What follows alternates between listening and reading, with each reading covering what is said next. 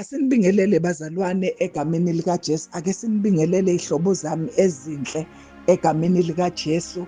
Ake simukelene abaqalayo ukungena kuleli khaya lapho esithi vuka khona ukhanye. Siyanimukela egameni likaJesu. Sizothi hlalani kanye nathi. Sikhuluma amaqiniso empilo. Sikhuluma into ongathi uma ngabe uyizwa umese uyayenza engashintsha impilo yakho. Sikhuluma ngento ezokhulula impilo yakho.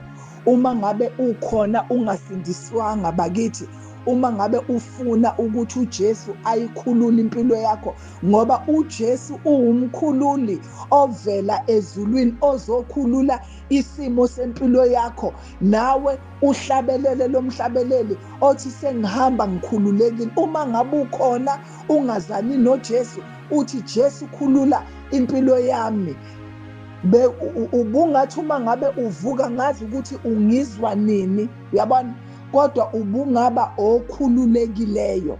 iBhayibheli lisho njalo, uJesu uze ukuzokhulula abantu bakithi, uze ukuzohlenga abantu ezonweni. Uma ngabe ukhona uthi impilo yami ayikaze ize ihlengwe, uma ngabe uthi Jesu hlenga impilo yami, ekugcineni ngizothandaza nawe umthandazo ongashintsha impilo yakho, umthandazo wokuvuma uJesu, ukholwe ngenhliziyo ukuthi uJesu wafa efela izono zakhe. Ekugcineni ngizomnikeza lelo thuba. Ukhona nawe uthatha impilo yakho wayinikela enkosini. Sizokhuluma lento leyo ukuthi usuyisidalwe esisho kwaqala kudlulile, bheka sekuvele okusha.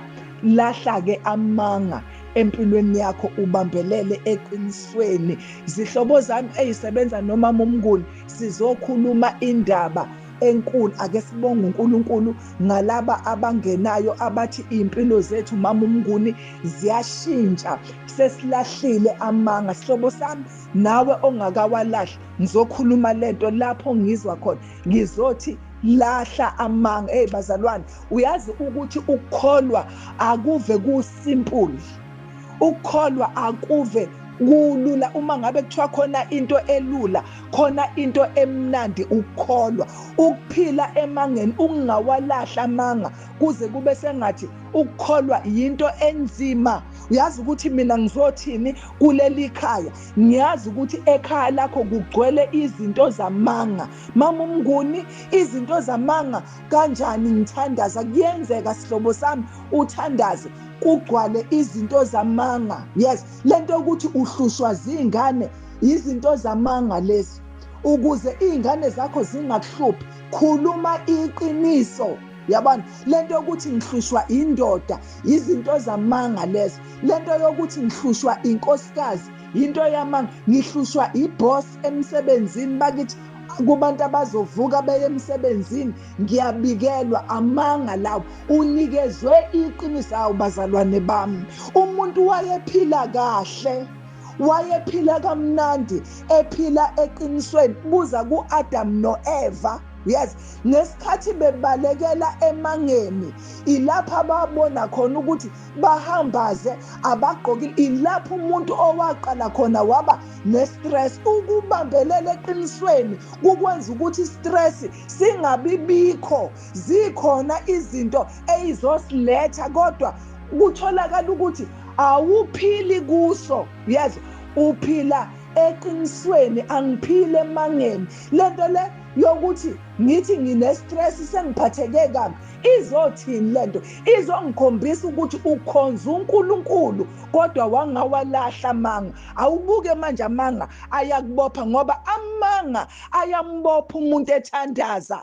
Amanga ayambopha umuntu eshumayela. USathane ekulinde athi uzoshumayela uqede ngenxa yokuthi khona into yami ekuwe, kunamanga ami akuwe. Sikubone usuthithibele, sikubone usuyakhala, sikubone usunosizi, sikubone usuya emthandazweni uyobalisela uNkulunkulu, sikubone usuya emthandazweni sekukhona izinto oyicelayo owanikezwa zona. Ngikhulumile lento bazalwane bami, ngathi uNkulunkulu akakwazi ukukunikeza into asanginika yona, akakwazi.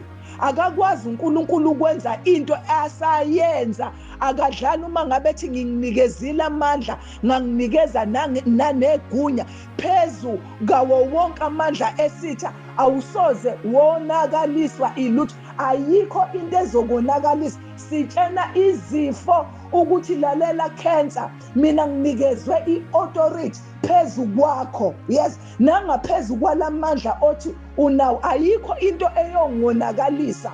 Angeke mina i-cancer ize ingibulale, angeke ushukela uze ungibulale, uyabona. I-BP angeke ize ingenze lutho ngoba nginikezwe amandla. Lalela BP, awunasi isabelo emzimbeni wami, angikwazi ukuthi ungene kanjani.